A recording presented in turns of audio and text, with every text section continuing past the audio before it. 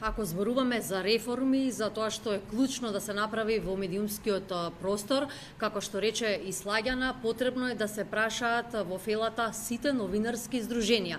Не може во такви реформи да учествува само ЗНМ, а да не биде прашана МАН, ниту пак другите асоциации на медиуми.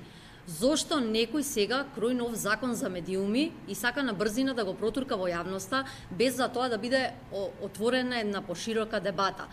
Која е целта на експресно менување на постоечкиот закон за медиуми, за кој што знаеме дека токму од ОПСЕ беше оценет како европски. Што сега не чини во постоечкиот закон за медиуми, се наметнува нов, или пак сега некој експресно, како што реков, сака да протурка законски измени. Гласен беше СДСМ за јавниот сервис. Да го подсетиме и нивниот лидер Зоран Заев, кој велеше дека уредникот во информативната редакција на јавниот сервис треба да биде предложен од страна на опозицијата. Зошто сега се молчи? Слушнавме само најави за укинување на радиодифузната такса и за наводно финансирање на МРТ од буџетот, без при тоа да се коментира постоечката состојба и ете да се држиме до тие ставови уредникот да биде предложен од страна на опозицијата. Зошто сакаат да се сменат преку ноќ работите и сведоци сме на такво едно менување, токму ќе споменам една национална телевизија која допред неколку месеци цитираше провладин портал, сега влегува во војна со истиот сајт.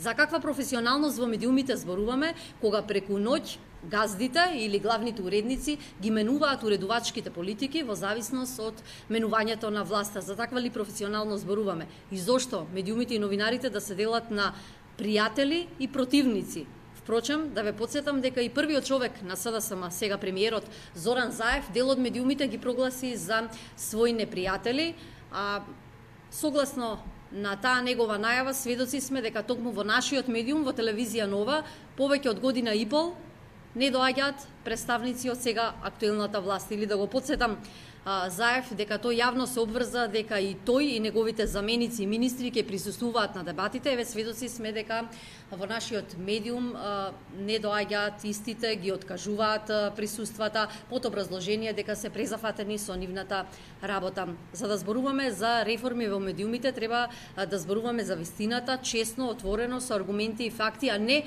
како некому во моментов му одговара. Така нема да постигнеме ништо на долг рок. Загрижувачки е тоа што станува се повидливо дека медиумите кои што до вчера најгласно ги пласираат тезите за слобода и за независност, сега одработуваат за одредени центри на моќ. Медиумите се претворија во еден вид на джелати кои ревносно ја предводат инквизицијата спроведувана од странскиот фактор. Потребно е да престанеме со дипломатскиот речник и да видиме што точно се случува во нашата земја. Како што реков, да се обединат прво новинарите, а не да се делат на ваши и наши, на пријатели и противници. Нашата цел на нашиот медиум и на мене како уредник е да ја пласираме вистината и како и до сега, за година и пол што се наметнавме на медиумскиот пазар, како први во информирањето, да го продолжиме тоа. Без оглед што се соочувавме со притисоци од одредени центри на моќ, кога нашиот медиум беше во подем.